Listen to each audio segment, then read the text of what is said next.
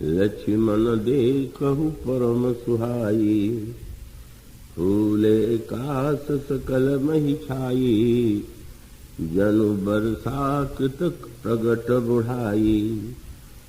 उदित अगस्त्य पंथ जल सोखा, जिमि लोभहि सोखै संतोषा। सरिता सर निर्मल जल सोहा, संत हृदय जस गत मद मोहा। रस रस सुख सरित सर पानी, ममता त्याग करहि जिमि जानी। जान शरद ऋतु खंजन आए, पाई समय जिमि सुकृत सुहाए। पंकज रेणु सोह अस धरनी, नीति निपुण नृप कै जसि करनी। जल संकोच विकल भई मीना, अबुध कुटुंबी जम जमि धनहीना। बिनु घन निर्मल सोह आकाशा, हरिजन इव परिहरि सब आशा। कहूँ कहूँ वृष्टि सारदी थोरी, को एक पाव भगत जिमि मोरी। चले हरषि तजि नगर नृप, तापस बनिक बुखारी। जिमि हरि भगति पाई श्रम, तजहि आश्रमी चारी। भगवत कथा रसिक महानुभाव, भक्तिमती देवियों, प्रभु श्री रामभद्र सुग्रीव को किष्किंधा का राज्य प्रदान करते हैं और उसके पश्चात उनसे वे यह वाक्य कहते हैं कि मैं नगर में न जाने के लिए प्रतिज्ञाबद्ध हूँ, इसलिए मैं तुम्हारे नगर में नहीं जाऊंगा। यहीं से पास में जो प्रवर्षण पर्वत है वहां पर मैं निवास करूंगा। तुम अंगद के साथ जाकर के राज्य चलाओ और बस केवल इतना ध्यान रखना कि तुम्हें सीता जी का पता लगाना। प्रभु प्रवर्षण पर्वत पर निवास करते हैं। ग्रीष्म ऋतु के पश्चात वर्षा ऋतु आती है और वर्षा के दृश्यों पर प्रभु की दृष्टि जाती है और वर्षा ऋतु के वातावरण में जो दृश्य दिखाई देते हैं उनके माध्यम से प्रभु यह बताते हैं कि वर्षा ऋतु में हमें क्या संदेश प्राप्त होता है। और वर्षा ऋतु के बाद जब शरद ऋतु का आगमन होता है तो प्रभु ने शरद ऋतु की विशेष प्रशंसा की और शरद ऋतु के जिस पक्ष पर उनका सर्वाधिक ध्यान गया, जिसे उन्होंने सबसे अधिक महत्व दिया, वह था निर्मलता। उन्होंने तो शरद ऋतु का नाम ही निर्मल ऋतु कर दिया। वर्षागत निर्मल ऋतु आई। तो ये निर्मलता जो है तो शरीर के संदर्भ में इसका कितना महत्व है आप सब भली भांति जानते हैं। न जाने कितनी जो इतने रोग होते हैं, बीमारियां होती हैं, वो गंदगी के कारण ही समाज में फैलती हैं और न जाने कितनी व्यक्तियों की उससे मृत्यु हो जाती है, कितने व्यक्ति अस्वस्थ हो जाते हैं। जैसे शरीर और वातावरण की मलिनता, गंदगी व्यक्ति के शरीर को रोगी बनाती है। मानो प्रभु का संकेत यह है कि शरीर की स्वच्छता के साथ साथ हमारा अंतःकरण भी तो स्वच्छ होना चाहिए। हमारे अंतःकरण में भी जो मलिनता है, जो दोष है, जो गंदगी है, उसको मिटना चाहिए। और तब वो मलिनता क्या है उसका एक मार्मिक चित्र गोस्वामी जी ने विनय पत्रिका में प्रस्तुत किया। और उसमें संकेत ये है कि ऐसा लगता है कि व्यक्ति का मन भी मलिन हो गया है और मन के साथ बुद्धि में मलिनता आ गई है, अहंकार भी मलिन हो गया है और चित्त भी मलिन है। तो साधना का तात्पर्य क्या है? आप सत्संग में जाते हैं, कथा श्रवण करते हैं, तो इन सब का जो उद्देश्य है वह क्या है? और तब उसका उत्तर यही है कि इन सब का उद्देश्य है कि कैसे व्यक्ति का मन निर्मल हो, बुद्धि निर्मल हो, अहंकार और चित्त निर्मल। क्योंकि जो हमारा अंतःकरण है वो पूरी तरह से मलिन हो गया है। इंद्रियां भी मलिन हो गई हैं, वाणी भी, कान भी, जिह्वा भी, मन भी। और ऐसी स्थिति में ये जो प्रभु की कथा है, प्रभु का जो चरित्र है, उसका उद्देश्य क्या है? आप गहराई से दृष्टि डालिए तो मानस में आपको यह बताया गया है कि अगर मन में मलिनता आ गई है तो उसको मिटाने का उपाय क्या है? और मन की मलिनता क्या है? मन में मलिनता आती कैसे है? इसका भी सूत्र विनय पत्रिका के उसी पद में दिया गया है। मन मलिन विषय संग लागे। तो ये जो मन है वो मलिन हो गया है विषयों का संग करने के कारण। अब वस्तुतः विषयों का उपभोग जो है हम लोग इंद्रिय के द्वारा करते हैं, कान के द्वारा शब्द सुनते हैं, नेत्र के द्वारा रूप देखते हैं, जिह्वा के द्वारा स्वाद लेते हैं। तो ऐसा लगता है कि शरीर की जो इंद्रियां हैं इनमें ही मलिनता होगी।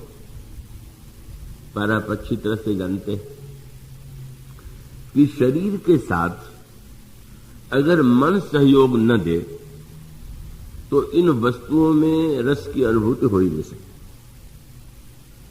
इसलिए गोस्वामी जी ने बड़ा एक गंभीर प्रसंग प्रस्तुत किया है। मैं आशा करता हूं कि आप अगर निद्रा से बचेंगे तो आप उसे समझ सकेंगे, ग्रहण कर सकेंगे।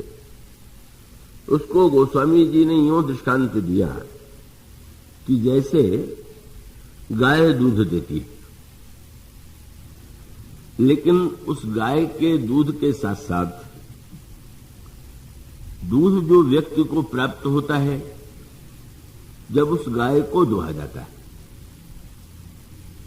तो स्वाभाविक है कि अगर गाय का दूध पवित्र भी हो, स्वच्छ भी हो, का प्रश्न एक तो यही है कि कहीं गाय तो रोगी नहीं है।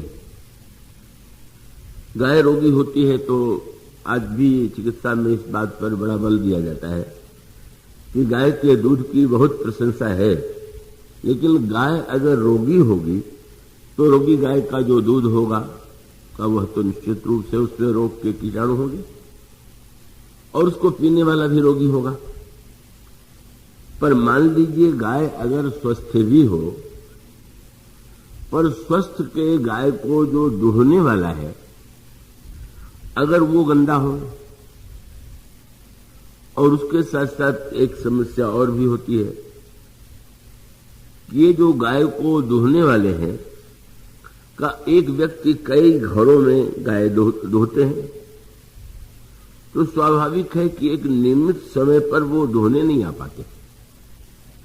कभी जल्दी आ गए, कभी विलंब से आ गए, तो उसका अभिप्राय है कि दूहने वाले की स्वच्छता जो है वह आवश्यक है, और उसके साथ साथ दूहने वाला गाय को सही समय में दूहे, इसकी अपेक्षा है।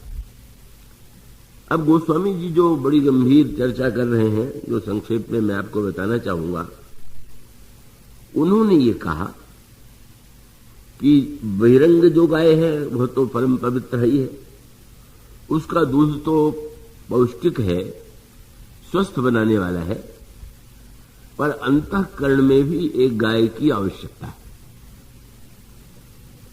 और वह गाय क्या है? तो कहते हैं कि सात्विक श्रद्धा धेनु सुहाई। सात्विक श्रद्धा अगर हृदय में आ जाए तो समझ लेना चाहिए कि ये गाय आके हमारे हृदय में बंध गई। पर गाय के साथ सात्विक शब्द लगाने का तात्पर्य क्या है? वही जो बात अभी कही जा रही थी कि गाय रोगी होगी तो पीने में तो दूध स्वादिष्ट होगा, देखने में उज्जवल होगा, लेकिन सूक्ष्म रूप से उसमें रोग के कीटाणु होंगे। इसी प्रकार से तमोगुणी श्रद्धा भी होती है, रजोगुणी श्रद्धा भी होती है और सतोगुणी श्रद्धा भी होती है। मानो ये तीन प्रकार की गायें हैं। तो तमोगुणी श्रद्धा जो है का वो तो आप देखेंगे कि जैसे रावण है, जब रावण तपस्या करता है जाकर के, और उन तीनों भाइयों की तपस्या में, तीन भाई तपस्या कर रहे हैं और वो तीनों भाई हैं रावण, कुंभकर्ण और विभीषण।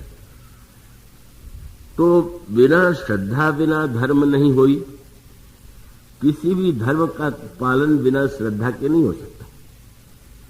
और इसका अभिप्राय है कि श्रद्धा लेकर के ही तो रावण को यह श्रद्धा है कि अगर तपस्या की जाए, साधना की जाए, तो इससे भगवान शंकर प्रसन्न होते हैं, ब्रह्मा प्रसन्न होते हैं और व्यक्ति की इच्छाओं को पूर्ण करते हैं।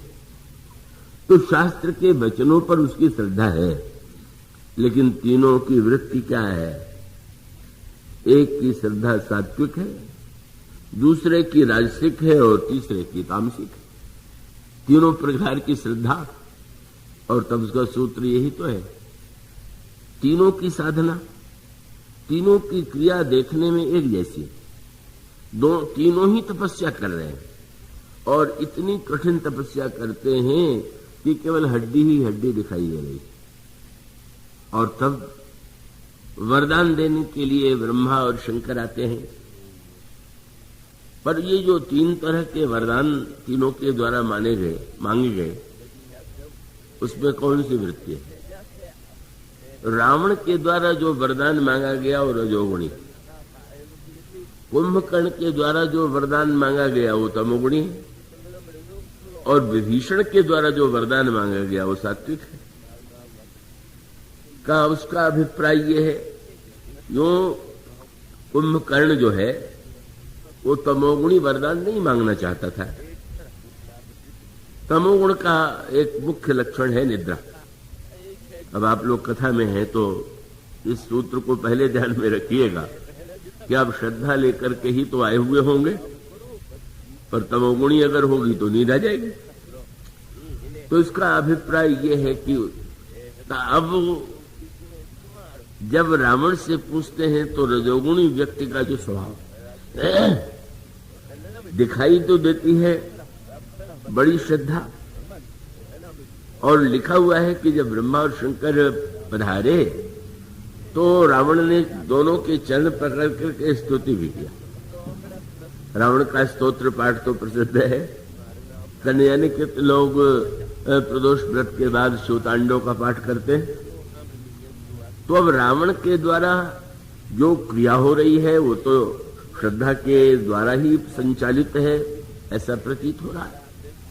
लेकिन इतना होते हुए भी क्या वस्तुतः उसके अंतःकरण में श्रद्धा का वास्तविक रूप है क्या?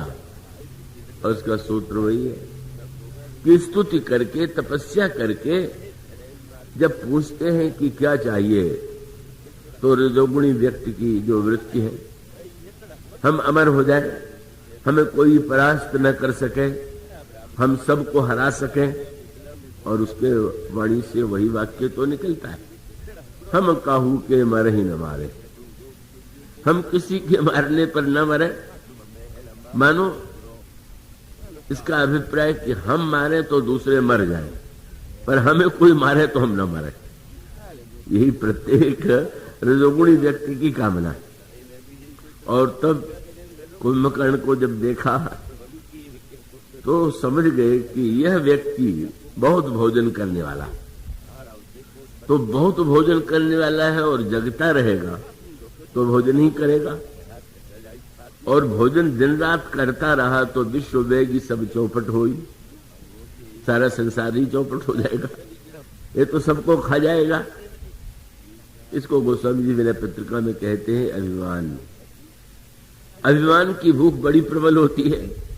अभिमानी का वश चले तो सारे संसार का धन खा जाए, सारे संसार का पद खा जाए, संसार की सारी वस्तु खा जाए, फिर भी पेट न भरे। तो ब्रह्मा जी ने सरस्वती को प्रेरणा किया कि देवी जरा इसकी बुद्धि को बदलिए। और तब सरस्वती जी ने जब कुंभकर्ण की वृद्धि को परिवर्तित किया तो उसने यही कहा कि मांगे से नींद मां सटकेगी, मैं 6 महीने सोऊं और 1 दिन जगूं। अब यह वरदान असंतुलन व्यक्ति के जीवन में तो आप सोते हैं और जगते भी हैं, पर 6 दिन सोना और 1 दिन 6 महीने सोने की बात और 1 दिन जगने की बात। और उसका एक बार किसी ने पूछा कि जागना अच्छा है कि सोना है, तो उन्होंने कहा पहले ये बता दो कि किसके विषय में पूछ रहे हो। अगर कुंभकर्ण के विषय में पूछ रहे हो तो सोना अच्छा, और अन्य लोगों के लिए कह रहे हो तो सोना अच्छा नहीं है। तो अब गोस्वामी जी कहते हैं कि 6 महीने सोता है और 1 दिन के लिए जगता है, और 1 दिन भी वो हाहाकार मच जाता है। जागत होई तिहू पर त्रासा, आतंक फैल जाता है, क्योंकि वो 6 महीने का भोजन तो 1 ही दिन में समेट लेने की उसकी वृत्ति है। और जो तमोगुणी व्यक्ति की, अब वो रजोगुणी रावण, तमोगुणी कुंभकर्ण। इसलिए आप कल्पना कीजिए कि संत कितने दयालु होते हैं कि नारद जी ने समझ लिया कि अब 6 महीने सोता है, तब प्रवचन में क्या दूंगा। 1 दिन जगता है तो चलो कुछ बात तो बताइए हमें। और सचमुच वो 1 दिन जब जगा तो नारद जी सामने आ गए, तो थोड़ा संकोच मन में था नारद जी को देख करके। दैत्य भी उस प्रकार की चेष्टा नहीं करते हैं। और तब उन्होंने यही कहा कि भविष्य में जो होने वाला है मैं तुम्हें बताने वाला हूं। और कुंभकर्ण को उन्होंने भविष्य बता दिया, पर उसकी स्थिति क्या है जो तमोगुणी व्यक्ति की होती है। कि जब रावण की आधी सेना मारी गई तो उसने कुंभकर्ण को जगा दिया। कैसा बड़ा व्यंग है। कुंभकर्ण, रावण का स्वभाव तो जगाने का, सुलाने का।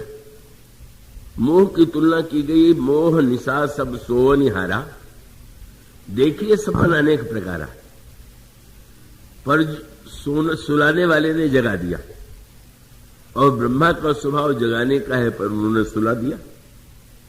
और इसका अर्थ है जब विवेक आता है तो अहंकार सोता है, और जब मोह सामने होता है तो अहंकार जग जाता है। ये इसका अर्थ है। और तब जब वो नारद पूरी घटना सुन करके रावण को उपदेश देने लगा तो रावण आश्चर्य से सोचने लगा, ये तो सोते ही रहता है, 1 दिन जगता है तो खाता रहता है, ये उतनी ऊंची जो कथा सुना रहा है कहां से करा है। और तब उसने कहा कि ये जो मैं सुना रहा हूं मेरी अपनी बात नहीं, किसने सुनाया? बोले नारद मुनि मोहि ज्ञान जो कहा। बहुत पहले कभी नारद जी ने मुझे ऐसा ज्ञान प्रदान किया। पूछ सकता है कि अब इतना बड़ा ज्ञान तुम्हें था तो पहले बता देते। लेकिन हर तमोगुणी का जो स्वभाव है वही कुंभकर्ण का उत्तर है। क्या? नारद मुनि में ज्ञान जो कहा, कहते हूं तो ही समय निर्वाह। खाने सोने से समय मिले तब तो सत्संग की बात सुनाई जाए। जब खाने और सोने से ही फुर्सत नहीं है तो मन वो तमोगुणी व्यक्ति इतनी तपस्या और साधना करने के बाद भी, महादेवर्षि नारद के सत्संग के बाद भी वो लाभ नहीं ले पाता है। और सत्वगुणी श्रद्धा वो विभीषण की, जब वो विभीषण के पास जाते और पूछते हैं, गए वो विभीषण पास तब कहो पुत्र वर मांगो, पुत्र तुम वरदान मांगो। और तब उसने क्या मांगा? वही शब्द, बड़ा सुंदर शब्द है, जिस निर्मलता की बात की जा रही है, विभीषण ने वही मांगा। गए वो विभीषण पास तब कहो पुत्र वर मांगो, ते ही मांगे वो भगवंत पद। भक्ति नहीं, उसके साथ एक शब्द जोड़ दिया, ते ही मांगे वो भगवंत पद कमल अमल अनुराग। मेरे अंतःकरण में प्रभु के चरणों में निर्मल भक्ति का उदय। उसका अभिप्राय कि जिस भक्ति में केवल कामना ही कामना है, वो भक्ति तो है, पर उसे निर्मल भक्ति तो नहीं कह सकते। इसलिए का ये जो याचना है, ये सात्विक श्रद्धा का परिचायक है। और उसका अभिप्राय यह है कि पहले तो सात्विक श्रद्धा का अंतःकरण में उदय होना चाहिए। पर गाय के बाद बढ़िया से बढ़िया मूल्यवान गाय ला करके बांध दे और चारा खिलावे ही नहीं, तो दूध कहां से देगी? तो अब श्रद्धा की गाय ले आने के बाद साधना और सत्कर्म का चारा खिलाना चाहिए। और वो चारा कौन सा है? जप, तप, व्रत, यम, नियम, अपारा, जय स्तुति कह शुभ धर्म आचारा। शास्त्रों ने कहा जप करना चाहिए, तपस्या मनुष्य को जीवन में करना चाहिए, व्रत करना चाहिए, आचार शुद्ध रखने की चेष्टा करना चाहिए। यही मानो गाय के लिए चारा है। और जब वह चारा पर वो एक एक शब्द गोस्वामी जी सावधान करते हुए लिखते हैं। चारे में भी आप सब परिचित होंगे कि बरसात में चारा हरा होता है तो उसको हरा मिल जाए, लेकिन बाद में लोग सुखा के रख लेते हैं। अब रोज रोज कौन जाए घास एकत्र करने के लिए? सुखा के रख लिया और उसी को गाय को खिलाते रहे। पर उन्होंने कहा कि वो संसार वाली गाय को सूखा चारा भी काम देगा, लेकिन यहां पर जो श्रद्धा की, सात्विक श्रद्धा की गाय है, उसको चारा हरा खिलाइए। सोई तृण हरित चराई जब गाई। हरित माने एक दिन 200 माला जप करके माला को खूंटी पर मत टांग दीजिए कि अब कई दिनों के लिए यथेष्ट हो गया, अब नित्य नित्य कौन करे, तो वो नहीं। तृण हरित माने नित्य, ये नहीं कि आज करें और कल न करें। और फिर चाहिए बछड़ा। दूध तो गाय देती है बछड़े को देख करके ही। तो श्रद्धा युक्त सत्कर्म करने के बाद भी अगर भावना हृदय में नहीं होगी, भावना ही बछड़ा। और भावना युक्त हृदय से श्रद्धा पूर्वक जब हम साधन करते हैं तो गाय पहना जाती है। भाव वत्स शिशु पाई पहनाई। पर अब किसकी आवश्यकता है? अहीर की। और अहीर कौन है? ये हम लोगों का जो मन है वही अहीर। और ये गायों को धोता रहता है। संस्कृत में गाय को भी गाय कहते हैं, गो को भी गाय कहते हैं, और इंद्रियों को भी गो कहते हैं। रामायण में गो गोचर जहां लगी मन जाए। तो ये हमारे आपका मन का जो दूहने वाला मन का अहीर है। कई घरों में गाय दुह रहा है, कभी आंख को दुह रहा है, कभी कान को दुह रहा है, कभी नाक को दुह रहा है। जब देखिए तब इधर उधर, और इतना गंदा है, गंदे हाथ से। अगर हमारा मन गंदा है और गंदे मन से हमने इतनी साधना किया भी, और मन में गंदगी, हम जब करने बैठे हुए हैं मन में गंदे गंदे विचार उठ रहे हैं, हम तपस्या कर रहे हैं और मन में बुरे बुरे गंदे संकल्प उठ रहे हैं, तो इसका अभिप्राय है कि वो मन निर्मल। और उसके साथ साथ एक शब्द जुड़ा हुआ है, निज दासा। केवल एक ही गाय को दूहने वाला अगर अहीर है तो अपने घर में दुहेगा, ठीक नियम से दुहेगा। पर कई घरों में दुहने वाला तो निश्चित रूप से कभी इधर कभी उधर। और इसका अभिप्राय कि मन का जो अहीर है वो एक कविता है, ये तो कोई जाति के संदर्भ का उसका अभिप्राय नहीं है। उसका अभिप्राय यह है कि जैसे गाय को दुहने वाला पवित्र और एक ही स्थान पर गाय दुहने वाला होना चाहिए, इसी प्रकार मन को पहले यह सावधान करना है कि कई घरों में दुहने मत जाओ। मन कहेगा वाह हमारा पेट कैसे भरेगा, मुख्य झगड़ा तो इस बात का है। कब दुहने वाले को वेतन तो आप सबसे थोड़ा दें और आशा रखें कि वो बस आपकी ही गाय वो समय पर दुहा करे। तो इस मन को अगर निर्मल बनाने की प्रेरणा देना है तो एक ही उपाय, और उपाय क्या है? ये जो भगवान का दिव्य रूप है, सौंदर्य है, अब हमको तो विषयों को पाने के लिए ही इंद्रिय और मन का आश्रय लेना पड़ता है। मन जो है इंद्रिय का सहयोगी बन करके जहां तहां भटक रहा है। और अगर इस मन को एक ही स्थान पर केंद्रित किया जा सके, और इसका अभिप्राय कि विषयों की जो यत्र तत्र जो खोज हो रही, भगवान की भक्ति में विशेषता क्या है? इसमें वेदांति की तरह विषयों का निषेध नहीं। ये नहीं कहते हैं कि रूप मिथ्या है, संसार मिथ्या है, इसकी ओर से मन हटा लो। का भक्त से किसी ने पूछ दिया संसार सत्य है कि असत्य है, और वो भक्त ने यही कहा कि भाई कब मैं नहीं जानता कि संसार सत्य है कि असत्य है, पर इतना अवश्य जानता हूं। क्या? बोले वासुदेव, ये जो वासुदेव का चरण कमल है सत्यमेव संशय, भगवान का चरण ही नित्य सत्य है। अब इस विवाद में उलझने की क्या आवश्यकता है कि संसार में कहां किसे वेदांत कहता है मिथ्या है, अन्य लोग इसको सत्य मानते हैं।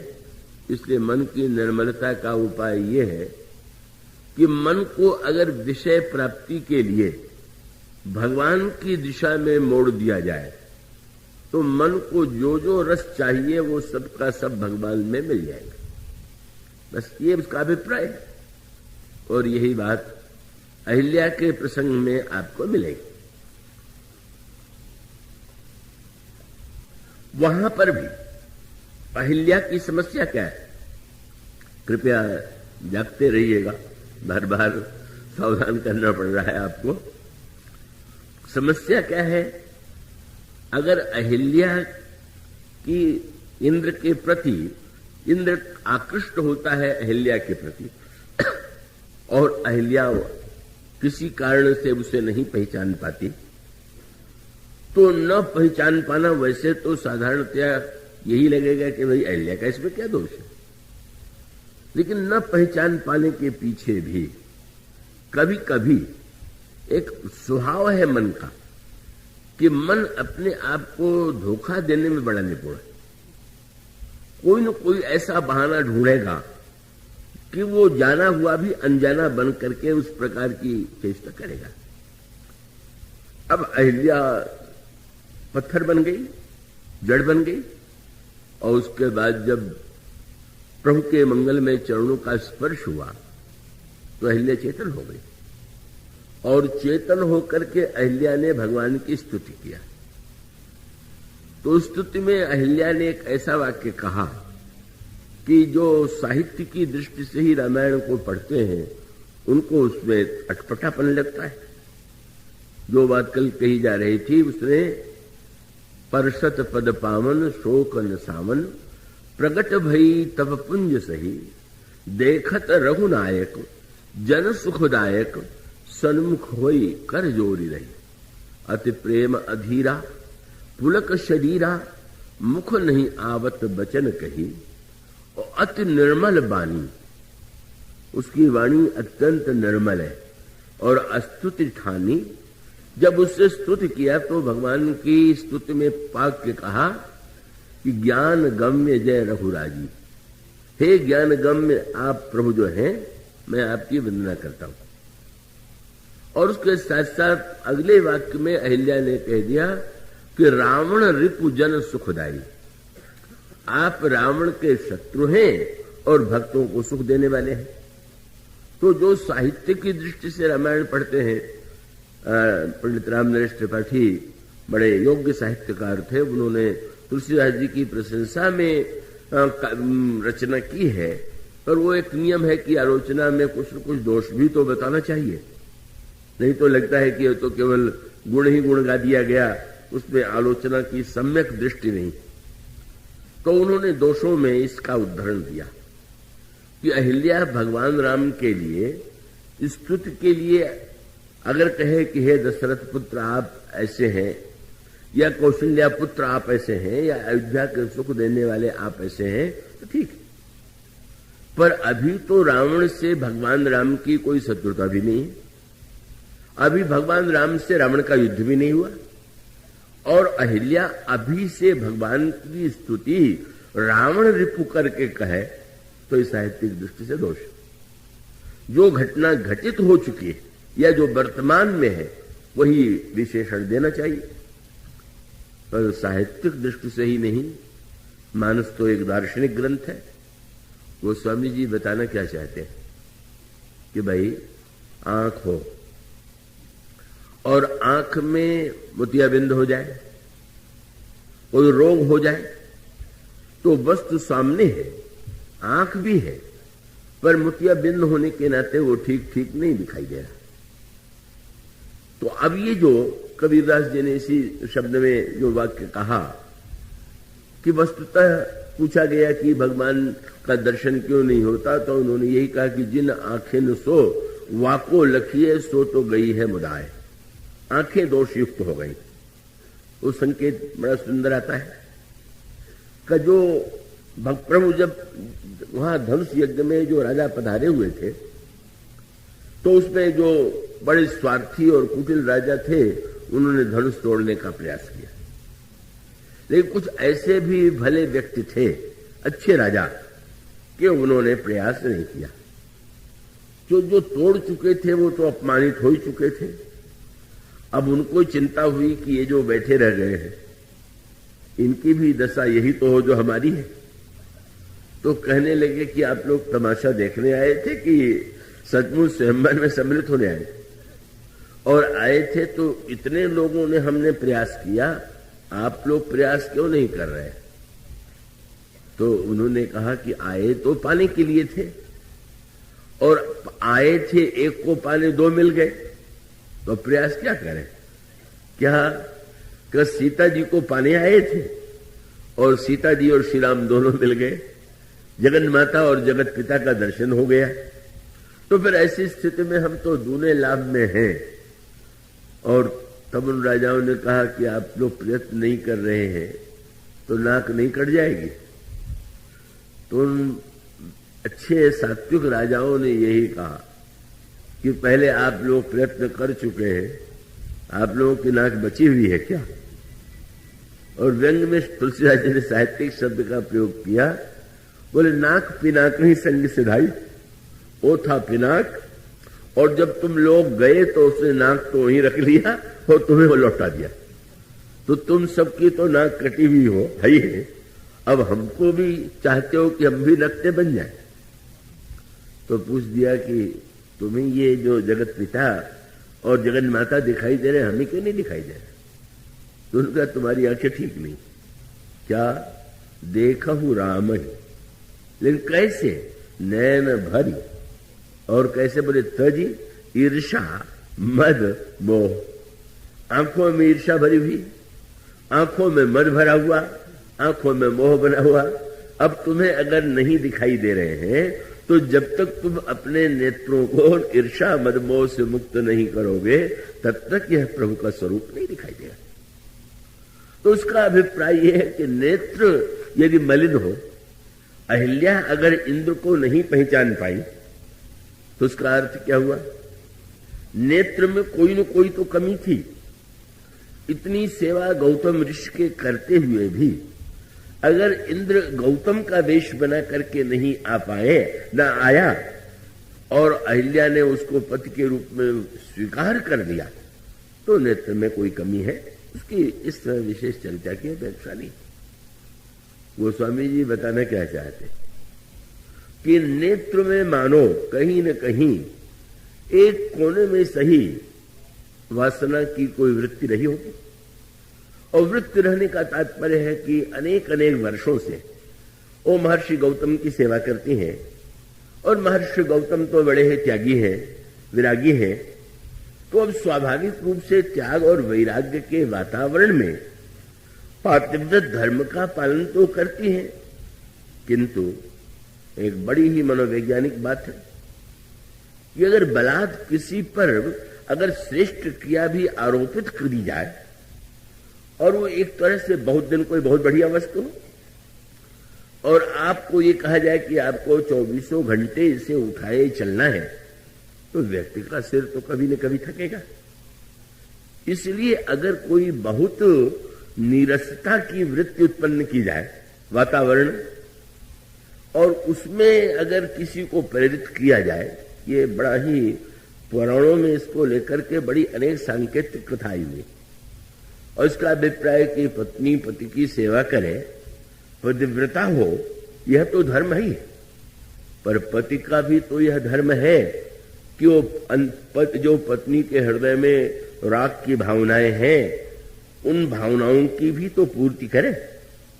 ये तो नहीं है कि अगर वो व्यक्ति तपस्या में है तो पत्नी से भी आशा करे कि वो निरंतर तपस्या ही तपस्या करे, जो वो करे वही पत्नी करे, तो उसका अतिरेक हो जाएगा। तो वृत्ति जो है अगर बहुत दबा दी जाए तो अवसर पा करके कोई न कोई बहाने से निकलती है। इसलिए रामायण में इस पर बहुत सुंदर ढंग से बात कही गई, और इसीलिए ऐसे वर्णन आता है कि जिसमें वो प्रसिद्ध कथा आती है कि जिसमें अपनी पत्नी की इच्छा को पूर्ण करने के लिए च्यवन ऋषि ने युवावस्था प्राप्त किया। ये इन कथाओं में और अनेक महापुरुषों के विषय में आता है। उसका अभिप्राय है कि उन्होंने ये माना कि हमें भले ही अपेक्षा न हो, लेकिन पत्नी के जीवन में अगर कोई पुत्र की आकांक्षा है या कोई आकांक्षा है तो उसको पूरा करना भी तो हमारा कर्तव्य है। तो ये जो कथाएं आती हैं पुराणों में, वो मानो संकेत करती हैं कि जिन महापुरुषों ने, मुनियों ने इस सत्य को समझ लिया कि नहीं, और इस तो बड़ा अद्भुत वर्णन आता है कि जिस समय उन महात्माओं ने, च्यवन ऋषि ने अगर युवावस्था प्राप्त करके अपनी पत्नी की भावनाओं को पूर्ण किया, या अन्य ऋषियों ने पुत्र दे करके अपनी पत्नी की भावना को पूर्ण किया, तो ये मानो उसका परिणाम यह है कि उस विचार की दृष्टि से उनका कार्य श्रेष्ठ है। गौतम, महर्षि गौतम तपस्या में ही निमग्न रहे, और निमग्न रहते हुए उनकी वृत्ति तो स्वयं विरागी है, उनके हृदय में कोई वासना नहीं है। अब अहिल्या ने नहीं पहचाना, उसके पीछे मानो यही मानसिक एक संकेत है कि वो जो एक मन में कोई वृत्ति रही होगी, वह वृत्ति ही मानो इस रूप में ऐसी स्थिति उत्पन्न हो गई कि जो आंख में जैसे कोई अगर कोई विकार आ जाए, कोई वस्तु आ जाए, तो हम वस्तु को ठीक ठीक न पहचान पावे। रंग चढ़ जाए, रंगीन चश्मा लगा लीजिए, वो नहीं पहचान पाए। तो मानो नेत्र में जब भी कहीं वासना का संचार होता है, तो वासना का संचार होने पर हम सच्चाई को सही अर्थों में नहीं देख पाते। और तब गोस्वामी जी ने इस समय अहिल्या के प्रसंग में जो रावण रिपु शब्द का प्रयोग किया, तो तात्पर्य क्या है? एक दिन अहिल्या की आंखों की यह दशा थी कि सामने इंद्र को पति के रूप में देख करके नहीं पहचान पाई, और आज प्रभु के चरणों के स्पर्श से आंखें इतनी निर्मल हो गई कि जो भविष्य में रावण से युद्ध होने वाला वो भी दिखाई देने लगा। रावण रिपु का अभिप्राय कि जैसे किसी के आंख का मोतिया हट जाता है तो खूब अच्छी तरह देखने लगता है। तो गोस्वामी जी बताना चाहते हैं कि देखो तो कितना परिवर्तन हो गया। सामने इंद्र को नहीं पहचान पाई, लेकिन अब तो पूरी रामायण सामने दिखाई दे रही है, और स्तुति करती हुई भगवान से कहती है, प्रभु रावण रिपु जन सुखदाई, राजीव विलोचन भव भय मोचन, पाहि पाहि शरण ही आई। मुनि शाप जो दीन्हा अति भल कीन्हा।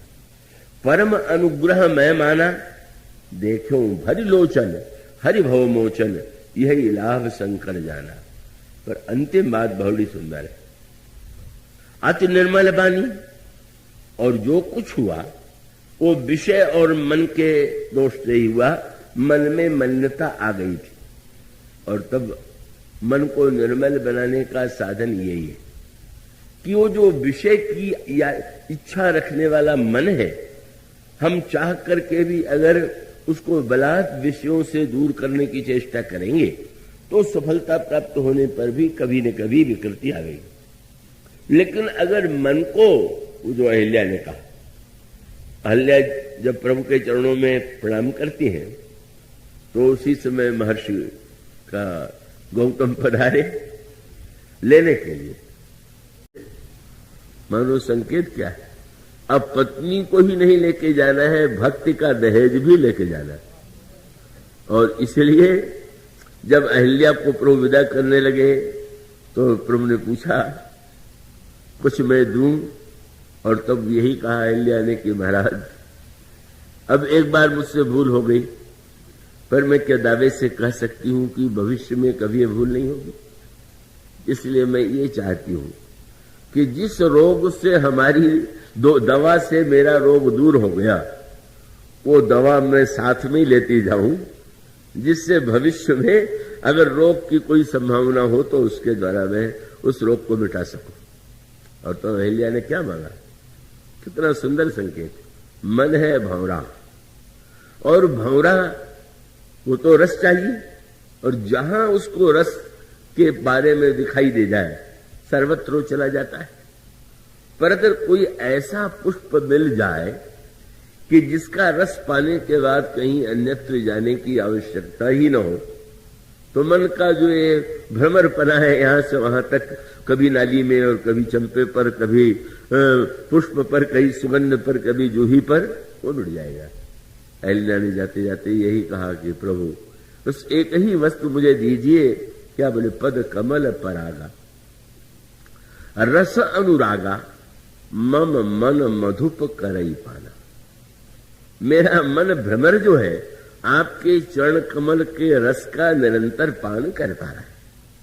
और यही सूत्र मानो यह है कि भाई मन में तो विषयों की आकांक्षा ही है, रस, और वो मन ये समझता है कि इंद्रियों के द्वारा ही रस मिलेगा, और इंद्रियों के द्वारा उसको रस मिलता हुआ प्रतीत भी होता है। पर रस के बाद मन भी रोगी होता है, इंद्रियां भी रोगी होती हैं, और तब मानो मन को निर्मल बनाने का उपाय है भगवान के चरणों में, भगवान के सौंदर्य में, भगवान के शब्द में, भगवान की लीला में अपने मन को लगा देना। इसीलिए जिस समय प्रभु पधारे जनकपुर में विवाह के मंडप में, और उस समय भगवान राम के चरणों का प्रक्षालन महाराज जनक करने लगे। कितना विलक्षण अंतर है। कहां राजर्षि जनक, और जिनके लिए यह वर्णन आता है कि जनक जो है सहज विराग रूप मन मोरा, वैराग्य की सीमा, विरागी जनक और रागी अहिल्या। पर आज गोस्वामी जी जब प्रभु का चरण धोने लगे महाराज श्री जनक, तो गोस्वामी जी ने कहा निज कर मुदित राय अरुरानी, धरे राम के आगे आनी, और वर विलोक दंपति अनुरागे, पाय पुनीत पखारने लागे।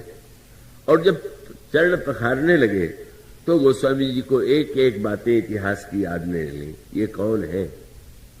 बोले चरण कमल है। कमल कहाँ फूला हुआ है, किस सरोवर में है?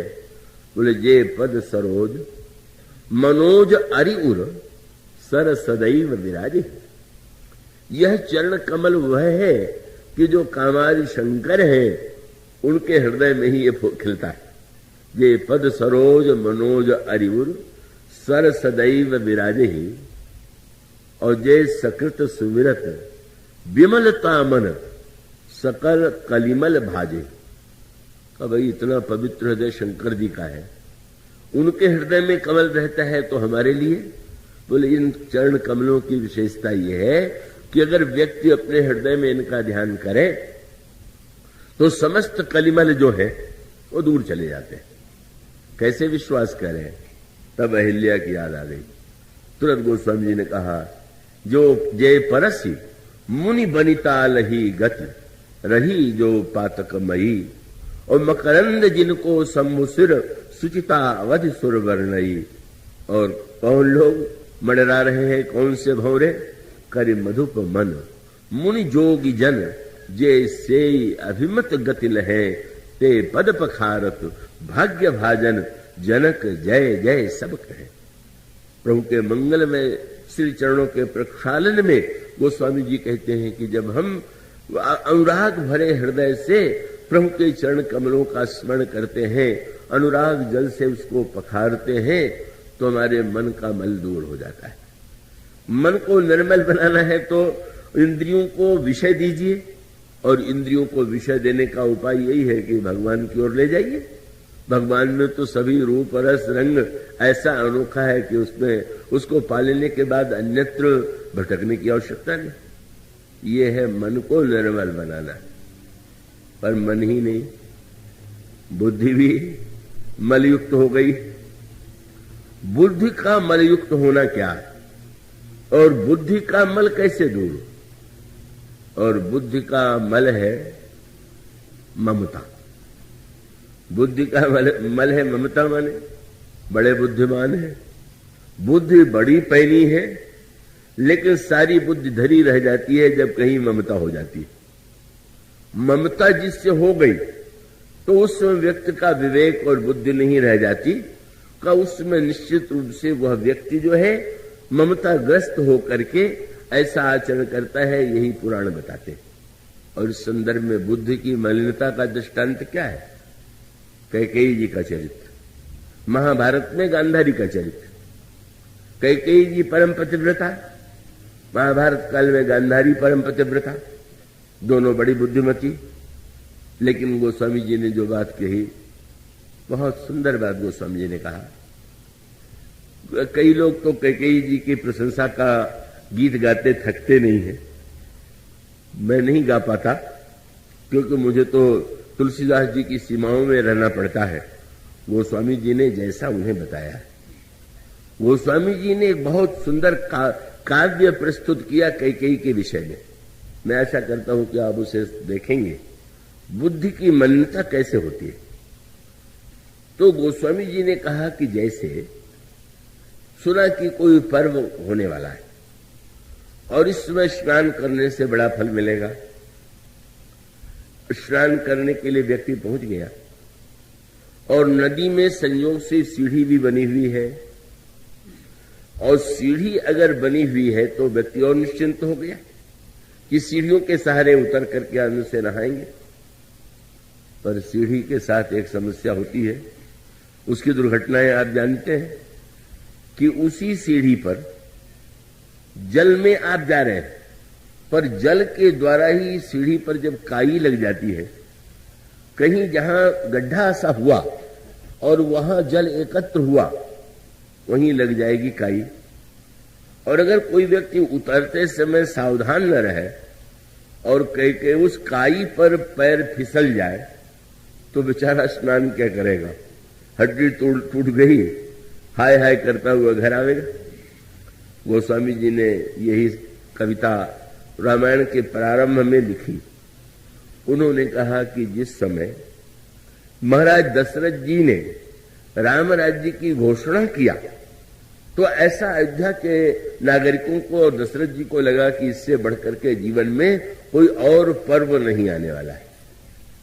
बड़े निश्चिंत भाव से चले गए, पर दशरथ जी तो ऐसे फिसले कि बस हड्डी क्या, उनको तो प्राण ही दे देना पड़ा। कहां फिसल गए? वो स्वामी जी ने एक वाक्य में कहा, राम राजहित। रामायण को ध्यान से पढ़ना चाहिए, केवल व्यर्थ के इधर उधर की दो पंक्तियों से नहीं उसको समझने की चेष्टा करना चाहिए। तो स्वामी जी ने कहा, राम राजहित मंगल साजा और परब जोग जनु जिरो समाजा। दशरथ जी कहां फिसल गए? बोले, काई कुमति कैकई केरी। कैकेयी की बुद्धि रूप काई। दशरथ जी तो जिस समय जाते हैं कैकेयी के महल की ओर, ओहो, कैकेयी जी को जब सुनाएंगे कि कल राम को राज्य मिलने वाला है तो कितनी प्रसन्न हो गई। पर कैसे पिछले सांझ समय निश्चिंत होकर के कोई व्यक्ति जा रहा है नहाने के लिए और सीढ़ी पर लगी हुई काई, यह काई जिसे मंथरा जानती कि इनमें ममता की काई है। केवल ये भ्रम लोगों को है कि ये जो है बड़ी बुद्धिमती है, कैकेयी के विषय में प्रसिद्ध था, बड़ी बुद्धिमती है। इनके समान तो कोई बुद्धिमती रानी नहीं है, कोई पतिव्रता रानी है नहीं है। पर गोस्वामी जी ने काई कुमति कैकेयी केरी परी जासु फल विपत्ति घनेरी। कितनी बड़ी विपत्ति आ गई कैकेयी की कुमति काई से। और उसका अर्थ है जल का ही मल काई है। काई कोई बाहर की वस्तु नहीं है, और वह काई हमारे आप सबके जीवन में तब आती है कि जब बुद्ध के जल के साथ ममता मिल जाए। तो सारे अनर्थ कैकेयी ने क्यों कर दिए कि वह जो ममता की वृत्ति है कि शरीर से जिसका जन्म होता है वही असली बेटा है, और मेरा वास्तविक पुत्र तो भरत है। और इसकी ओर जब मंथरा ने, ये बड़ी विचित्र बात है, मंथरा के लिए गोस्वामी जी यही शब्द कहते हैं कि जब कैकेयी ने देखा तो मलिनम मति जानी, समझ गई ये बड़ी मलिन बुद्धि वाली है। लेकिन मलिन बुद्धि वाली कैकेयी के मंथरा के रंग में ऐसी रंगी और ऐसी तीव्र ममता की वृत्ति जागृत हुई, ये बड़ा कठिन है। इसी को उत्तरकांड में, वो तो प्रसंग बड़ा ही ताने बाने वाला है। निर्मल मन के अहीर के द्वारा जब दूध दुहा गया, श्रद्धा की गाय, सत्कर्म का चारा, भाव का बछड़ा, निर्मल मन का अहीर, और दूध दुहा गया तो अहिंसा का दूध, परम धर्म में पय दुही भाई। दूध दुहने के बाद अभी तो दही बनाना है, घी उसको बनाना है। दूध दही बनाने के लिए दूध को गर्म कीजिए। किस दूध पर, किस आग पर दूध को पकाना है? बोले अवटे अनल अकाम बनाई, निष्कामता की अग्नि पर। बहुत बढ़िया मीठी बात है। आपने बहुत बढ़िया दूध दुहा और आप उठा के पी गए, तो पीने में आनंद तो आवे, पर दीपक में जिसको जलाना है, कई लोग तो पूजा में सबसे जो रद्दी घी होता है वो जलाते, खाना हो तो सबसे बढ़िया घी खाएंगे। माने कैसी दुर्बुद्धि है कि हम लोगों की बुद्धि कितनी मलिन हो गई है कि हर जगह हम लोग का संसार को नहीं भगवान को और ज्यादा ठगते रहते। अगर बाजार में सुपारी लेने जाइए तो दुकानदार पूछ देगा खाने वाली चाहिए कि पूजा में चढ़ाने वाली। खाने वाली हो तो बढ़िया सुपारी चाहिए, और अगर दान मान में देना हो, चढ़ाना हो तो रद्दी से सड़ी सुपारी। तो घी के विषय में तो कल्पना व्यक्त नहीं करता। एक तो घी जलाना, और वो शुद्ध घी जलाना, वो तो यही सोचता है भाई शुद्ध घी तो हम अपनी दाल वाल में डालेंगे, अब ये इसके दिए ही तो जलना है। अब दिए जलने के लिए हम अगर उसको इस घी के स्थान पर अगर नकली घी से जला दें तो उसमें अंतर क्या पड़ता है? तो अंतर तो मानो गोस्वामी जी ने कहा कि भाई अहिंसा का दूध दोहने के बाद उसको पी मत जाइए, का उसके स्थान पर निष्कामता की अग्नि पर पकाइए। इसका अभिप्राय साधना के साथ साथ निष्कामता लाइए। कामना माने दूध पी लिया, निष्कामता माने इतनी साधना के बाद भी कोई कामना नहीं। तो दूध पका दिया गया, पक तो गया पर गर्म हो गया। तो अब गाय के दूध के में दही बनाने के लिए गर्म भी करना आवश्यक है, पर थोड़ा उसको ठंडा भी करना है। तो उन्होंने कहा जरा इसको ठंडा कीजिए। क्या? बोले तोष मरुत तब क्षमा जुड़ावे। संतोष की वायु से क्षमा की शीतलता ले आकर के, मान लीजिए आप बड़े निष्काम हैं और कोई कह दे बड़े बगला भगत है, बड़ा पाखंडी है, गर्म हो गए, गर्म मत होइए, क्षमा कर दीजिए। और तब धृत सम जामन दे जमावे। अब वो स्वामी जी कहते क्या बोले इतने के बाद अब वो जब दूध धृति का जामन दे करके, मैं एक एक शब्द की व्याख्या करूं तो वो तो 7 दिनों के लिए एक शब्द ही बहुत है। धृति क्या है? धृति का जामन दीजिए जिससे दूध दही के रूप में परिणत हो जाए। और धृति के जामन के बाद बड़ी विचित्र स्थिति, पहले जमाइए और फिर मथिए। जमा में तो मानो पूरा स्थिर हो गया, पर उसके बाद भी फिर अब जो है मथानी। कौन? बोले मुदिता मथई विचार मथानी। विचार की मथानी से और मुदिता वृत्ति, जैसे कोई स्त्री दही को मथती है, इसी प्रकार से मुदिता वृत्ति के रूप में जो देवी है वो इस दही को मथे। और तब क्या निकलेगा? तब मथि काढ़ ले नौनीता विमल। फिर वही आकर के, अभी तो निर्मल मन था, अब कौन सा है? बोले अब जो है विमल विराग सुभग सुपुनीता। वो विमल वैराग्य, केवल मन की निर्मलता से काम नहीं चलेगा।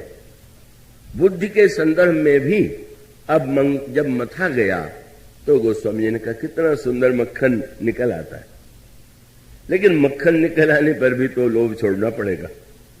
मक्खन खाने में बड़ा स्वादिष्ट है, लेकिन अगर दीपक में जलाना है तो अब उसको गोस्वामी जी ने कहा इतनी साधना के बाद बुद्धि में वैराग्य का उदय होता है। और वो वैराग्य जो है, सांसारिक वासनाओं का राग मिट गया तो ही, तब अब क्या करना है? अब उन्होंने कहा फिर से आग पर चढ़ाइए, और आग पर चढ़ाने के बाद मक्खन को घी बनाइए। क्या है? मक्खन तो इतना शुद्ध है, बस उसमें जो थोड़ी सी दही का खटास का अंश रह जाता है उसको मिटाना चाहिए। और उसका एक ही संकेत है ना, क्या कि आग चढ़ाने के बाद सावधान होकर बैठना चाहिए कि इतना न जला दें कि घी सत्यानाश हो जाए। और उसकी कसौटी यही है कि बस मक्खन में जब तक चिचड़ाहट है तब तक कभी वो घी नहीं बने, और जो ही चिड़चिड़ाहट मिटे तो वैराग्यवान होने पर कई लोग चिड़चिड़े बहुत हो जाते हैं, तो चिड़चिड़ाहट दूर हो जाना चाहिए। पर अब कौन सा मल है? बड़ा कठिन ये मार्ग है। अब गोस्वामी जी कहते हैं वैराग्य के निर्मल, वैराग्य स्वयं निर्मल है, पर अब भी उसमें एक मल बाकी है। और वो क्या है? बोले ममता मल जरी जाए। बड़े से बड़ा बुद्धिमान व्यक्ति भी जहां ममता होती है, वह ममता का मल जो है वो तो होता ही। कैकेयी जी के चरित्र की यही जो ममता है। मेरा बेटा भरत, गांधारी का चरित्र कितना महान है कि जिन्होंने पति से विवाह, धृतराष्ट्र से विवाह होने के बाद कितना बड़ा उन्होंने कष्ट, कितना बड़ा त्याग उन्होंने किया। क्या कि मेरे पतिदेव अंधे हैं तो मैं भी आज से संसार की किसी वस्तु को नहीं देखूंगी। कोई साधारण बात है। और वो सचमुच उन्होंने आंख पर पट्टी बांध लिया। चारों ओर गांधारी की प्रशंसा होने लगी। पर इतनी महान पतिव्रता गांधारी क्या ममता से मुक्त हो पाई क्या? और उसका उत्तर यही है, ये तो ममता जो है, ममता तू न गई मोरे मन से, ये जो सूरदास तुलसीदास सब ने कहा, और उसका वही तो उत्तर है कि कितनी बड़ी प्रबल ममता थी कि वो दुर्योधन को की आलोचना भी करती थी, फटकारती भी थी, तुम ये नहीं सही कर रहे हो, तुम गलत कर रहे हो। लेकिन जब सारे पुत्र 99 मारे गए तो उन पतिव्रता गांधारी ने दुर्योधन को बुला करके कहा कि पुत्र, भीम के द्वारा भीम ने तुम्हारे भाइयों का वध कर दिया है, अब मैं ऐसी शक्ति तुम्हें दूंगी कि भीम तुम्हारा कुछ नहीं बिगाड़ सकते। क्या? तो यही कहा कि बस तुम वस्त्र उतार करके, आज तक मैंने अपने नेत्र से पट्टी नहीं उठाई है, मैं पतिव्रता हूं, और तुम नग्न होकर मेरे सामने आ जाओ, मैं नेत्र की पट्टी खोल करके तुम्हें देखूंगी और तुम्हारा शरीर वज्र का हो जाएगा। भीम में क्या किसी में शक्ति नहीं है कि तुम्हें मार सके। दुर्योधन तो बड़ा प्रसन्न हुआ, पर जब ये समाचार पांडवों के पास पहुंचा तो बेचारे आतंकित हो गए। पतिव्रता गांधारी ने जब व्रत ले लिया तो अब क्या होगा। बस कठिनाई समस्या यही थी। दुर्योधन का गणित यही था कि उनका सेनापति धृष्टद्युम्न है जो मारा जाने वाला है, और हमारे सेनापति भीष्म है जिनको वरदान है कि बिना इच्छा के नहीं मरेंगे, तो हमारा सेनापति न मरने वाला और उनका मारा जाने वाला, तो मैं जीतूंगा कि पांडव जीतेंगे। बेचारे दुर्योधन को यह पता ही नहीं था कि भीष्म को इच्छा मृत्यु का वरदान तो था, लेकिन इच्छा कराने वाला तो उधर खड़ा था। उसकी मौज की बात थी। 10 दिन बीत गए तो भीष्म के मन में इच्छा पैदा कर दिया कि मैं मर जाऊं। अगर उसको ये गणित का ज्ञान होता कि भाई वो सब कुछ वरदान है पर वो केंद्र तो उधर ही बैठा हुआ है, फिर पांडव निराश हुए, महाराज अब क्या होगा। और भगवान ने हंस करके यही कहा, गांधारी ने पट्टी उतार दी होती तो मैं प्रसन्न होता, पर पट्टी उसने उतारी कहां है, उसने तो पट्टी और बांध लिया। महाराज पट्टी बांध लिया? बोले देख लो, कह रही है कि मैं अपनी पट्टी को उतार दूंगी। उसने वस्त्र की पट्टी को उतारने के बाद अपनी आंखों पर ममता की पट्टी इतनी कस के बांध लिया कि वो मान बैठी है कि वो अपने पुत्र को अमर बना देगी। कितनी ममता! दुर्योधन की निंदा करते हुए अपनी पातिव्रत शक्ति के द्वारा अपने अधार्मिक पुत्र को अमर बनाने वाली गांधारी ममता की पट्टी ही तो बांध रही। तो फिर भी महाराज क्या होगा। तो इनके कौतुक तो अनोखे हैं। दुर्योधन ने तुरंत सेवकों को आज्ञा दिया, मेरे महल से मां के स्थान तक सारी खिड़की विड़की बंद कर दी जाए, कोई न रहे, पर्दे डाल दिए जाए और वस्त्र उतार दिए। और वस्त्र उतारने के बाद जब वो गांधारी के महल की ओर जा रहा था तो श्याम सुंदर सामने दिखाई दे गए। उनको तो मुझे कहीं भी प्रकट होना था। और जैसे ही भगवान कृष्ण को देखा वो इतना लज्जित हुआ कि तुरंत बैठ गया। तो भगवान कृष्ण ने हंस के पूछा, अरे ये क्या, तुम्हें तो दूसरों का वस्त्र उतारने में आनंद आता था, अपना वस्त्र कब से उतारने लगे। मानो सारा अनर्थ तो तुम्हारे इसी मूर्खता से हुआ, अपराध से हुआ कि तुमने द्रौपदी को नग्न करने की चेष्टा किया। द्रौपदी को नग्न करने के स्थान पर अपने को अगर नग्न करना तुमने सीख लिया होता। अपने को नग्न करना माने अपनी कमियों को, अपने दोषों को देखना, लेकिन तुमने नहीं देखा। आज नग्न स्वयं कैसे हो गए। उसने यही कहा कि मां की आज्ञा है, और हंसने लगे। तुम जैसा आज्ञाकारी पुत्र तो संसार में कोई हुआ नहीं हुआ। आज तक इतनी आज्ञाएं तुम्हारी मां ने दी, कभी नहीं मांगा, लेकिन आज तुम आज्ञाकारी बन गए अपने स्वार्थ के लिए, अपनी इच्छा की पूर्ति के लिए। और ऐसी बात कह दिया, दुर्योधन को लगने लगा। दुर्योधन से उन्होंने कहा, जब मेरे सामने तुम्हें नग्न होने में इतना संकोच लग रहा है तो गांधारी के सामने नग्न होकर खड़े होने में कैसी अभद्रता है। क्या आपकी सलाह है? तो कमर पर छोटा सा एक वस्त्र बांध लो। और कटी पर उस बेचारे ने कोई छोटा सा वस्त्र लपेट लिया, गांधारी के सामने पहुंच गया। गांधारी ने कहा, पुत्र आ गए? आ गया मां। और उसने पट्टी उतारी, और उतारने के बाद सारा शरीर वज्र का हो गया, पर कमर पर कपड़ा लिपटा हुआ था, वो भाग वज्र का नहीं हुआ। एक सज्जन ने मुझसे पूछा, जब पतिव्रता की आंख में इतनी शक्ति थी कि वो शरीर वज्र बना दे, कि पतले से कपड़े के भेद करके वो कमर कोमर नहीं बना पाई। तो मैंने कहा, वो पतला कपड़ा जो था वो कोई कपास का कपड़ा नहीं था, वो तो ईश्वर की इच्छा का कपड़ा था। और उसकी इच्छा का कपड़ा जो है वो तो कोई नहीं भेज सकता, कोई बदल नहीं सकता। परिणाम क्या हुआ? भगवान ने हंस करके कहा, देखो बनाने चली थी अमर, और अब मरने का उपाय भी उसी ने बना दिया। क्यों? पहले तो भीम को सोचना पड़ता कि कहाँ मारे, पर पता चल गया कि कमर से ही मरेगा। मानो ममता, बस अंतर इतना है, ये जो कैकेयी की ममता है वो श्री राम को वन दे देती है, बुद्धि मलिन हो गई। इसीलिए गोस्वामी जी ने कहा, कौन कुसंगति पाई न साई, रहे न नीच मते चतुराई। जब मनुष्य कुसंग करता है तब उसकी बुद्धि मलिन हो जाती है, ममता उसके जीवन में चैतन्य हो जाती है। बस अंतर इतना था कि गांधारी का पुत्र दुर्योधन है और कैकेयी के पुत्र श्री भरत जी महाराज।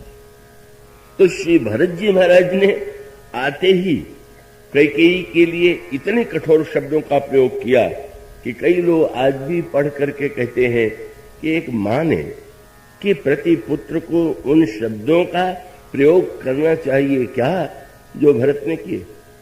क्या जब उन्होंने सुना कि मुझे राज्य देने के लिए महारानी कैकेयी ने इतना अनर्थ किया, तो उन्होंने यही कहा, जब तय कुमति वही मोती।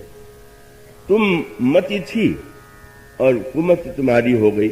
जब तय कुमति कुमति जी ठहू, खंड खंड हो हृदय न गयऊ, बर मांगत मन भई नहीं पीरा, गरिन जीह मुंह परेऊ न कीरा। इन शब्दों में जब भर्त्सना की, कई लोगों ने कहा कि इतने कठोर शब्दों में भरत जी ने फटकारा। मैं तो यही कहूंगा कि अगर सीढ़ी पर काई लग जाए तो उसको तो रगड़ के ही साफ किया जा सकता है, कोमल हाथों से थोड़ी सी साफ होता है। भरत जी ने तो अपने शब्दों के द्वारा उस कैकेयी की ममता को, काई को ऐसा रगड़ दिया कि फिर तो कैकेयी की ममता, मानो उनको लगने लगा कि इस पुत्र के लिए ही मैंने इतना अनर्थ किया और आज ये शब्द सुनने को मिला। मानो इसका अभिप्राय है मन की का मल है वासना और बुद्धि का मल है ममता का, इसको दूर करने के से इसको दूर करते हैं भरत जैसे संत। और भरत जी के लिए तो गोस्वामी जी जो रामायण में शब्द आता है वो विमल विमल विमल, यही शब्द बार बार गोस्वामी जी ने श्री भरत के हृदय की तुलना नखत भरत ही विमल आकाशा। श्री भरत जब चित्रकूट में, जब अयोध्या में नंदीग्राम में रहते हैं तो उनके हृदय की तुलना गोस्वामी जी ने किया शरद ऋतु के आकाश से। और वहां पर जो वर्णन है भरत जी का निर्मल हृदय, वही मानो आकाश है। और जैसे आकाश में तारे होते हैं, इसी प्रकार से जप तप व्रत नियम ये जो है वो तारे हैं। और का उसमें चंद्रमा कौन है? बोले राम प्रेम विधु अचल अदोष। भगवान राम के प्रेम का चंद्रमा है। सत्कर्म और तपस्या के साधना के तारे उदित हो रहे हैं। और इस आकाश की ओर जब दृष्टि जाती है तो भरत विमल है नभ का, भरत विमल ही विमल नख, और उसके पश्चात उदित का भरत जी के अंतःकरण में राम प्रेम की पूर्ण चंद्रमा उदित है का, वासना का बादल कहीं है नहीं। और भक्त जो देखते हैं बोले सुमति चकोर कुमारी और उदित भगत जन हृदय नभ एकटक रही निहाल। तो चातक जैसे आकाश में शरद ऋतु के चंद्रमा को देखता है, इसी प्रकार से भरत के इस हृदय आकाश में जो स्वच्छ शरद ऋतु के समान है, वहां पर भक्त दर्शन करके धन्य होता है। इसलिए भगवान राम जब शरद ऋतु की इतनी प्रशंसा करते हैं और उसको निर्मल मति की संज्ञा देते हैं, तो भगवान का तात्पर्य है कि इस ऋतु में आकाश निर्मल है, चंद्रमा निर्मल है, कमल निर्मल है, ऐसा जैसे आकाश है वैसा ही जब भक्त का अंतःकरण होता है तभी वो धन्य होता है। इसके बाद की चर्चा करें। बोलिए सिया श्री राम किंकर प्रभु।